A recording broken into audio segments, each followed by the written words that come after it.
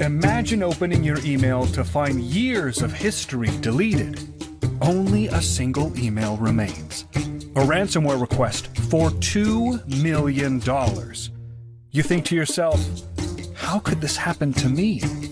You see, there's two types of companies. Those that have been hacked and those that will be hacked. The weight of responsibility comes crashing down on you. It's the sort of responsibility you feel when your family is craving a delicious pizza. You finally open the box only to find the most cringe-worthy topping that you mistakenly ordered. Join Pineapple on Pizza podcast as John and George, along with guest executives, discuss the most common and craziest cybersecurity risks, followed by actionable tips and strategies that can be implemented to protect your cyber risk pie. Pineapple on Pizza is hosted by Omnistruck.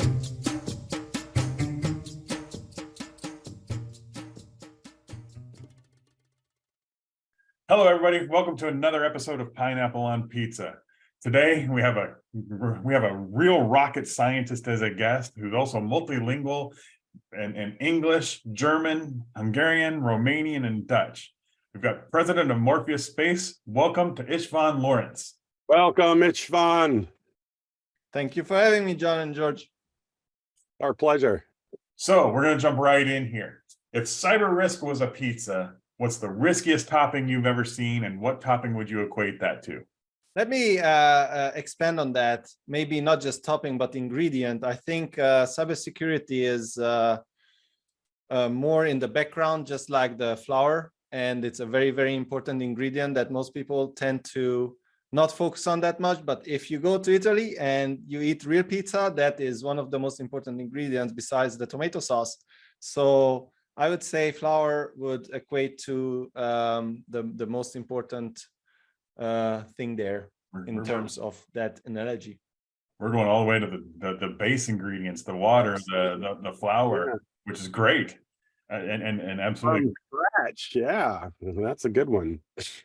Not many people today make their own homemade pizza dough anymore, right? Yep, but that's the beauty of being a European. You know these things. People's pain points. Well, so tell me, István, so what in your role as president there at Morpheus Space, what keeps you up at night? What challenges are you seeing? Oh my God, if I could talk about those things publicly. Well, I think the most important thing that keeps me up at night is the growth of the space industry and the sustainable growth of the space industry. Right now, there is an emerging piece or personality of the industry that we call NewSpace, and that is a way of doing business differently as it was done before, in starting from the 60s and so on. That was very much agency focused. So everything that was space was directed towards the state and government funds, and now that is changing so that it becomes more commercial, so that businesses work amongst each other, and that's how they try to make their bulk of their profits. So that right there is a huge risk for everything, and us the industry players have a responsibility to make everything possible to make that sustainable. Right now it is not sustainable. Everybody is thinking that it is, but it is not. It's still relying heavily on the government helping out, and that needs to change over time gradually. And yeah, that is what keeps me up at night. And so tell me, what are some of your biggest challenges? I'm sure you've got to meet some regulatory requirements as you're building out your business, and obviously working with government, there's lots of regulatory requirements. So what are those challenges that you see that you're running into? It would be what you said. If I would be at a company that is what we call a legacy space company. So if we would be focusing on directly working with government entities and providing capabilities, or even working with so-called primes, that subcontract abilities, right? So, for example, that would be Lockheed Martin, Boeing, and so on and so forth. Everyone knows those big names. But for us, it's a bit different. We are trying to make it work in a way that a capitalistic system should work. So we are trying to compete and make money through competition. And the biggest challenge is changing the status quo. So everybody is used to working with government-led environments. That means that, for example, if one company would like to buy a propulsion system, they would have to create a so-called RFP, or a request for proposal, and they would have to make it very fair and equal to all. That puts a lot of hurdles in place for the business that would like to do the best it can to become competitive. And those things should be thrown out whenever possible, right? I'm not saying that all the time, but whenever possible, business should be business. And most people should understand that sometimes you can just sit down at a coffee table and negotiate a very, very good deal without doing all that bureaucracy and being super fair to everyone. It's connections and relationships and the ability to negotiate get a much higher emphasis in this environment.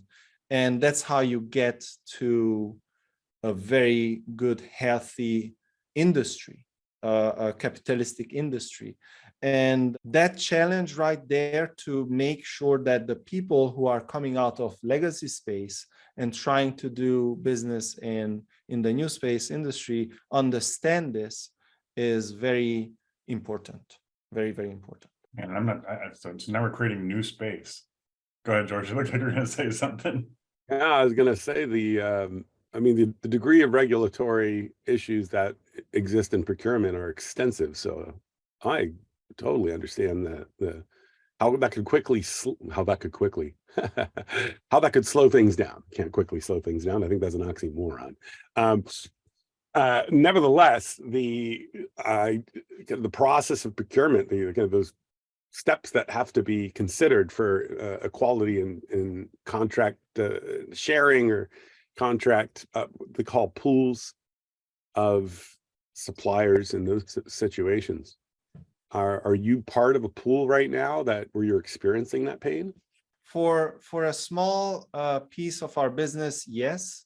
And there are certain laws and regulations that even a purely commercial business in the space industry has to adhere by, obviously. But the majority of the regulations that you would think of don't apply to us. We don't have to uphold certain standards. It's up to the rigor of the customer to make sure that the supplier has those. And whenever they feel comfortable that the supplier has those things and can maintain quality, or they are responsible enough to be transparent and so on and so forth, then those regulations can be thrown out, because at the end of the day, every single regulation leads to higher costs. And some regulations are so ridiculously strict that they constitute 90% of the price. To go through all the qualifications that you need for an electronics board, for example, is ridiculous. And that is the primary thing that motivated this new form of space industry, basically, to get rid of those, to make it cheaper. Yeah, that makes a lot of sense. And for those of you that aren't super familiar with procurement and contracts and those sorts of things, they do have a way to make the sales process for the vendor, as well as the supply process for the buyer, a little bit more painful. But obviously those things are there for specific reasons and what we refer to as commoditized markets. And clearly you are not in a commoditized market. There's a lot of innovation and, well, next generation space, or would you call it new space? Is that the term? Right? Correct. Just so we are transparent that these regulations are not, I'm not saying that they are dumb or they are useless. No, they are very, very useful, because when you're handling public money, taxpayer money, you want to make sure that that money is optimally utilized, right? And is not wasted. So naturally, the want of minimizing risk becomes very, very important. And you do that, you minimize risk by imposing these regulations, so that you make sure that the piece of equipment that you purchase with taxpayer money actually will work in space, even though we all know it's super risky. In businesses, there is a financial trade-off, right? If it means that I can get a certain piece of equipment for a fraction of the legacy space cost, but it would lead me to accept, I don't know, 30% failures, it might become more profitable on the long run. And that's something that legacy space cannot do. True, there's also the issue of privatization. I think that comes into play, and not a lot of people understand that the procurement process is really designed for what we call risk transfer. So for the buyer, right, to understand what kind of risks they might be taking. And so even if you have zero regulations at all, larger companies will do some kind of escalation to a risk transfer group. And that's really what you're talking about here. So we're not talking about no regulations at all. We're talking about the risk management side of the business, being able to conduct business with others. And naturally, there are things that no business wants in a conclusion of what essentially is an investment into space. And so there's some things that are, common sense, I imagine. And so in the area that you work in specifically, I imagine that every organization that's working in space has a certain application. And obviously, if you're trying to sustain life while somebody's in space, there's probably going to be more regulation there. So, Of course. But what is your application specifically? And what kind of risk do you think is the kind of risk that would end up in a risk transfer department? That's actually a very good lead into what we actually do. It has to do a lot with risk, and especially future risk. So our company provides solutions for satellite mobility in orbit. We produce a propulsion system, an electric propulsion system that is highly efficient in terms of power consumption and fuel consumption. It's very small and very compact, so it can cater to the new segment of satellites that is an exponentially growing segment in this industry. And all sorts of software solutions that make it very easy for example, newcomers in the industry who want to make sure that they can command their satellites and move their satellites in a way that they want, in a safe way. So the question is, well, why do you want to move your satellite in the first place? Because once you put it into orbit, it just circles around the Earth and it's all fine. And you look at the Earth or you communicate with the Earth and it's fine. Well, it's not as simple as that, because even though space is huge and your satellites are small, there are certain important so-called highways. Not so-called, but you can use that analogy. Certain orbits that are very, very popular. So a lot of satellites get just punched in there. And whenever orbits cross, satellites flight paths cross. So conjunctions can happen. That means that the uncertainty bubbles of where the satellites are can actually overlap, and that results in a potential collision. So whenever that happens, obviously you would want to mitigate that enormous risk, because if a collision would happen, it would not just mean that you lose your satellite and the satellite of someone else, which can, equate to millions, or even hundreds of millions, depending how big the satellite is, but it could lead to a natural disaster. That means that after the collision, when the satellites, break apart, all those pieces become a big cloud of problems. Agree. So they can generate more collisions and so on and so forth. And if you reach a certain critical density around these orbits, a so-called Kessler syndrome can appear, which is an avalanche of collisions. And that can lead to, for example, us not being able to use a layer of an orbit at all. That would be detrimental to all of humanity, because space has become an infrastructure now. And most people don't realize how many important little things rely on services that come from space. So that's how we try to mitigate that risk, by making sure that satellites can avoid these collisions.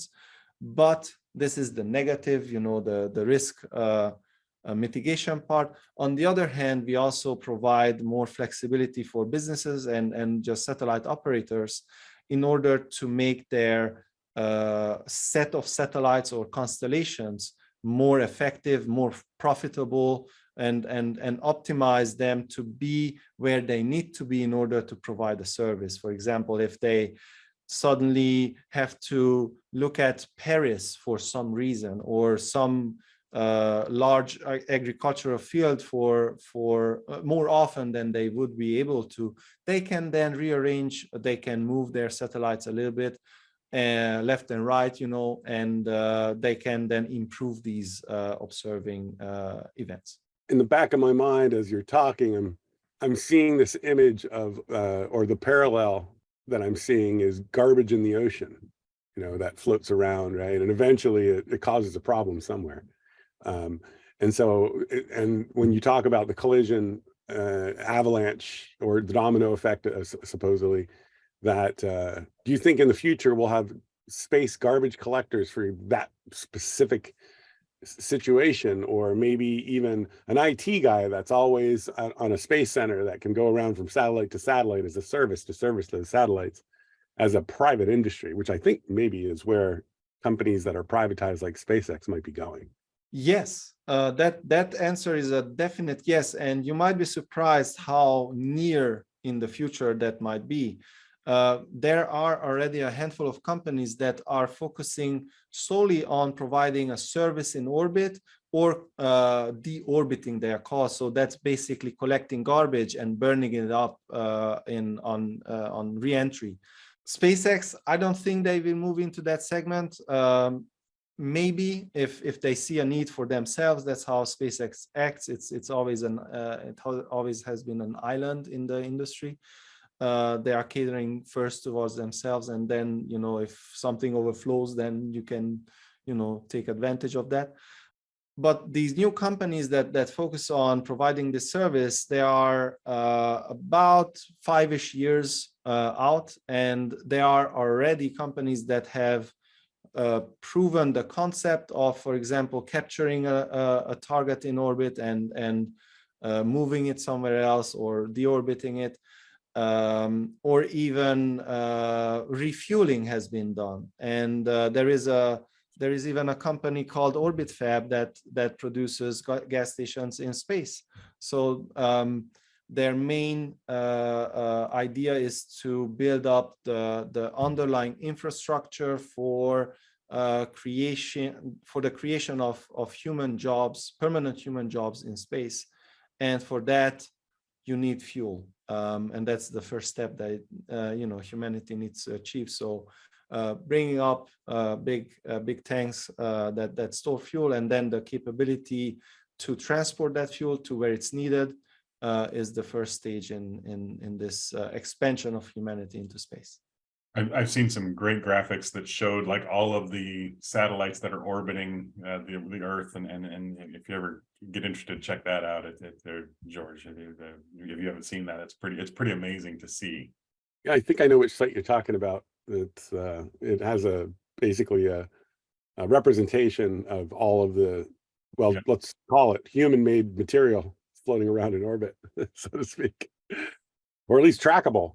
Oh, many of them are not trackable. So anything that is less than, I think, a centimeter or something, like anything that's less than this is almost impossible to track with current means. Which at the speeds it's traveling, it's the end of another satellite if there's a piece of debris that's that size, right? Oh, definitely. And sometimes maybe human life can get into serious danger. There have been multiple occasions where the ISS, the crew of the ISS had to man their emergency evacuation solutions. There are pods there that can immediately bring them back to Earth because of certain predicted potential collisions with the space station. Mhm. And that happens very often now. Great. Well, we certainly are litter bugs, aren't we?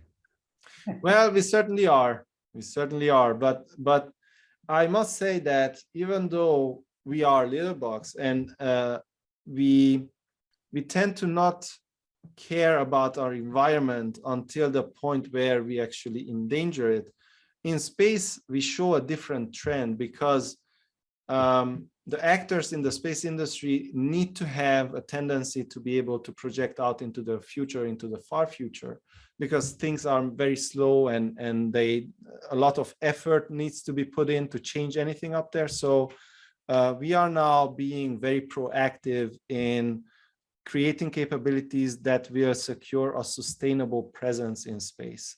And that gives me a lot of hope and positivity around it.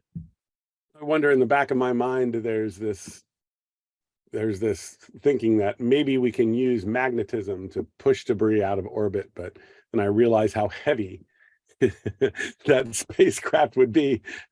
Well, actually, that is not a bad idea. Actually, there are companies that so I cannot speak to it because it's like very out there and it's very new and I'm behind NDAs left and right, but there is a big problem of capturing other targets in orbit without creating other pieces of debris. So if you have like a defunct satellite in orbit, those satellites are very fragile. So if you, for example, launch a harpoon at them or anything that would be very kinetic, you would generate more debris, and you don't want that. So those pieces usually tumble like in a weirdest way. So how do you actually approach them and slow down the tumbling without touching? And that could be done by electromagnetism. And you're saying, yeah, magnets are heavy, but you can have electromagnets up there that are not that heavy. Oh, okay. Oh, so there isn't. Well, what do you know? I knew more about space than I thought I did. George, solving problems. No, well, to some degree, I've thought about this topic a lot, mainly because I've worked with folks at JPL and Berkeley Labs before regarding communications in space. So delay tolerance is what we call it, because the good old internet, right? There's this thing called latency. I don't know if you're familiar with, yeah, okay, so you're familiar with it, right? So too much latency, right? That packet's going to get dropped when it goes from location A to location B, unless you have line of sight or laser or something of that nature. And so the thinking all was, how do you make sure that line of sight stays consistent? And what about all the debris? And so we've had conversations about debris and how that impacts the communications between even materials that go to Mars, right? So how do it's an 8 to 15 minute delay depending upon where you are in orbit, right? Debris does not create any sort of communication issues because it's not like it's a cloud up there. When it comes to lasers and so-called optical communication, the biggest challenge is obviously the clouds. So that actually block the laser beam. But otherwise, with radio signals, how normally they communicate, it's all free to everyone. The biggest hurdle there is getting your frequency approved. And then flying over the ground station, and that's the grandiose vision of SpaceX, basically, that they want to provide nonstop coverage over the majority of the surface of the planet with a low enough latency so that esports can be enabled. So that is, I don't know, like, what did they say, 100 milliseconds or 120 milliseconds, something like that, which is, you know, a ginormous amount in esports. But when it comes to internet in space, that is really a disruption, and they demonstrated that, and it's remarkable. Yeah, there's all kinds of geeking out opportunities here, you know, but that very concept of using magnets is, it just seems to make sense. That's the very first thing that came to mind for me, because, you know, the reality is any kind of propulsion system that you use, right? I mean, you come up with some creative ideas, but it's space. So Yes. you propel, just gonna, you know, whatever you're expelling is going to go that way, you know. So, you know, István, tell us a little bit about what Morpheus Space does. So as I said before, we produce propulsion systems, electric propulsion systems that use a metal as propellant. And I can show you here a mock-up of one of our thrusters that is meant for a satellite that's about, I don't know, 50 kilograms. Here you can see that this is obviously a mock-up. It contains individual thrusters that are called multi-feep, and those holes here are the nozzles for the propellant that leaves the system that generates the thrust, and each individual nozzle can be throttled, and that also provides with the operator with a high precision of control of the thrust vector, so that they have some freedom of rotating the thrust vector. That's very important because you need that to be as precise as possible, Right. To mitigate losses. And besides that, it's not as easy as, you know, turning it on and off.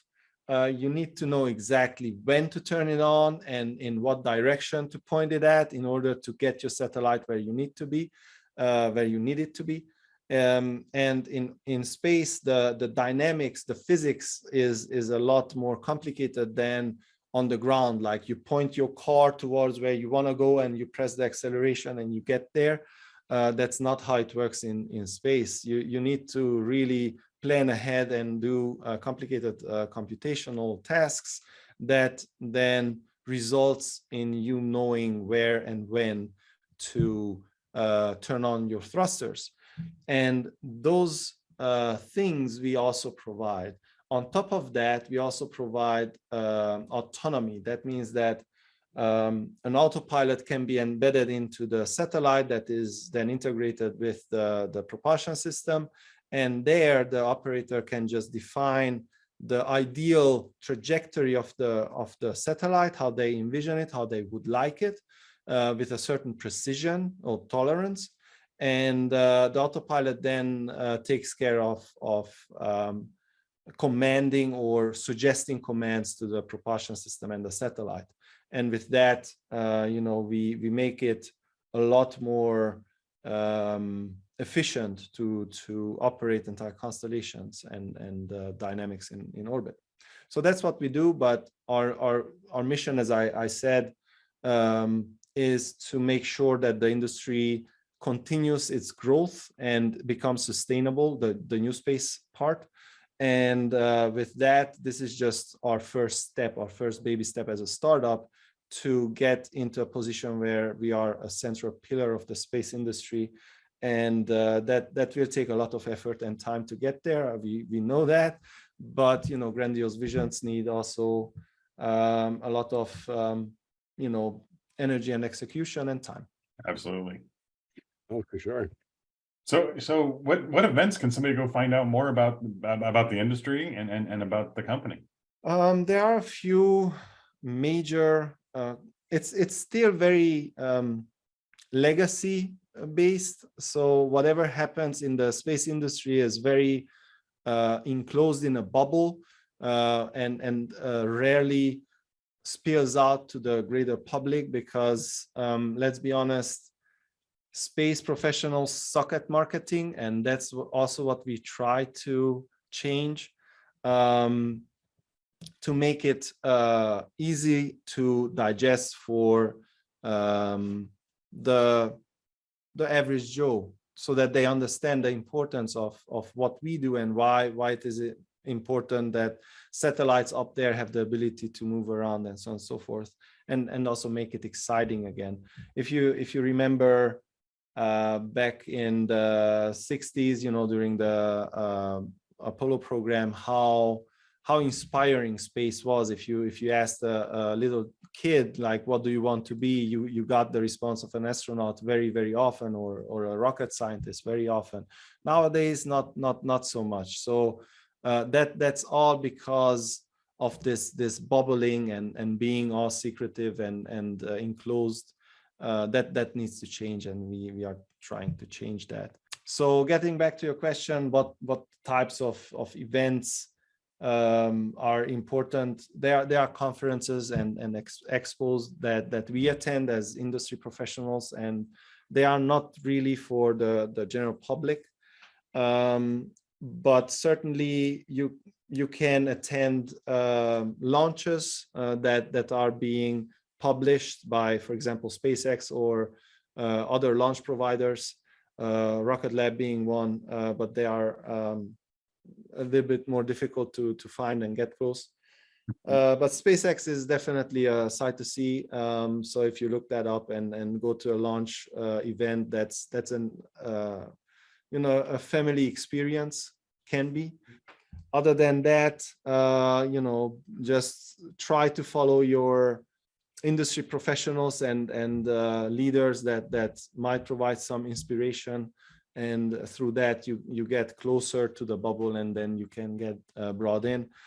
What else can I mention here? I mean, that's basically how it works. Okay, so let me ask you this. I mean, obviously you're looking at the future. You're seeing, there's definitely lots of possibilities moving forward. But what is there something specific that excites you about the future? When it comes to the space industry or the future world? The future world, something specific.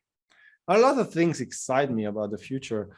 Obviously, one is the merging of a few very new technologies.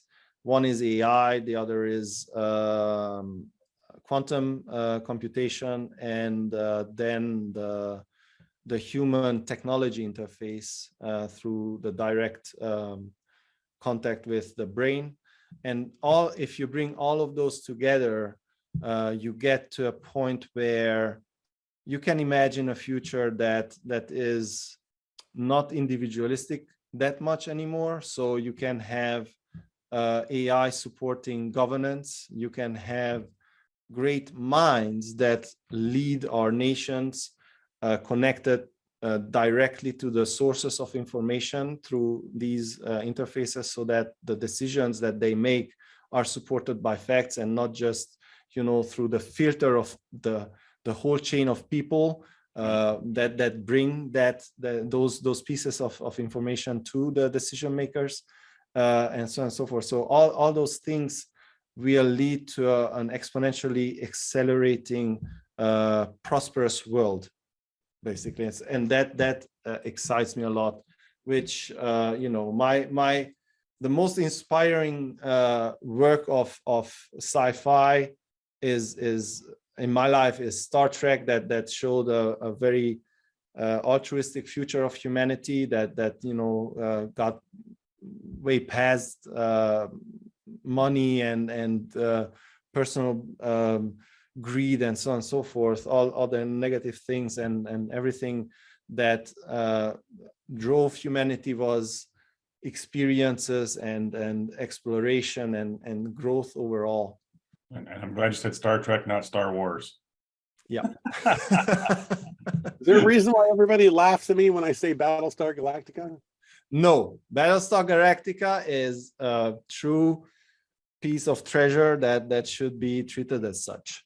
And to this day, you cannot refute that it is not a recall of history. Well, great. So István, so how did you get here? I mean, what kind of steps does somebody take to become a rocket scientist and fluent in 5 languages? And what gets you there? The short answer is passion, relentless pursuing of my passions. That is that vision of the future that I would like to live in, and doing everything that I can that also excites me, which is then, aerospace and space in general and exploration. I never veered away from that passion, and I always stayed true to it. And that led me to down paths that allowed me to do what I'm doing today. Now, being less cryptic and more tangible in my answer, well, I studied a lot. I come out of academia, and that piece of my life is also very inspiring to me, and also was a doorway to get to where I can have a meaningful impact on the current present life of people and industry. You need to be aware of the current problems. You need to be aware of how things work in life in order to be able to step into a very enclosed environment like the space industry. So if you're asking me what should someone do if they want to start their careers, or if they want to contribute to the space industry nowadays, I would not do the same thing I did back then, because the environment has changed, luckily. So it's a lot easier to get in now. So what you do is obviously go to the universities, and you don't need to do engineering, but you do need a higher form of education in order to be taken seriously at the beginning, in order to start the conversation, right? It is not something that you necessarily need, but people are people and they are judgy. Okay, so you need to get past beyond that initial judgment in order to be taken seriously. And then once you get there, if you find another way, well, do it another way. I mean, it's not everybody's soup.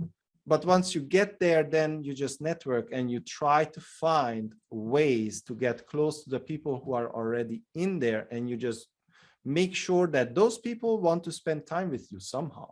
They want to talk with you, they want to understand how you think, or you inspire them somehow, or you change their minds in a certain way. So that's the best way to get in. Okay, and you kind of touched on it, but I mean, if you could go back in time and give your younger self some advice, what would that be? Trust the way, and that's it. That's it.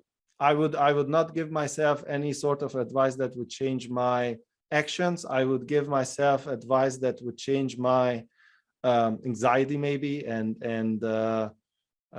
improve my confidence over certain decisions, but I would not change anything. And what do you do outside of work? Is there such a thing? I'm a founder of a startup. There is no outside of work. It's everything you try to do. Every minute of productivity, you're trying to connect it somehow to the growth of the company. So even when it comes to downtime and recreation or entertainment, I find ways to connect it with some aspect of the business. And I'm lucky enough to focus on the business development part of our company. And it's literally part of my job to spend time with other professionals and make sure that meaningful relationships are built up and maintained. So that provides a lot of opportunity to find environments where you can relax and have fun. Rarely, I would like it to be more often, but that provides some outlet. Other than that, I do game. I do watch, all sorts of movies and read and all those things that most people my age do. Excellent. So István, tell us how can somebody find you? You can find me. The easiest way to find me is on LinkedIn. You can find the Morpheus Space site on LinkedIn, and through that you can find my profile, because you will not remember how to spell my name. And you can also find me on Twitter, which my handle is István Space, I think. Yes. Okay. And I see here that you also have a podcast of your own. Do we have a podcast of our own? We do not have a podcast of our own, but we will soon have one. I saw. Okay, sorry, you were a guest on another podcast. I see. Okay. Yes. All right, got it. All right. Sounds good. All right, István, thank you very much. I appreciate your time on this. It's been very educational, and we look, it's always great learning about the space and the exploration and all the things that are happening there.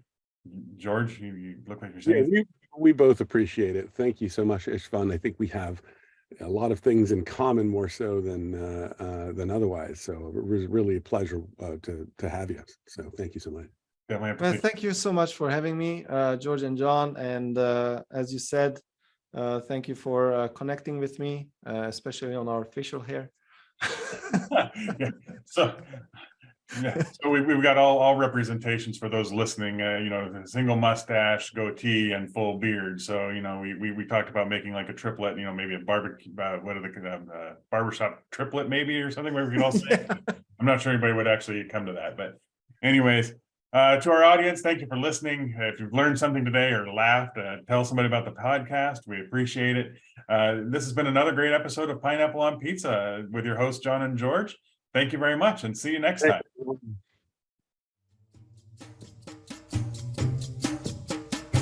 Thank you all for joining another great episode of Pineapple on Pizza.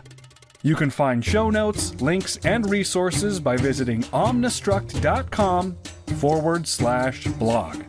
And a huge thank you to all who are preventatively protecting organizations from cyber threats.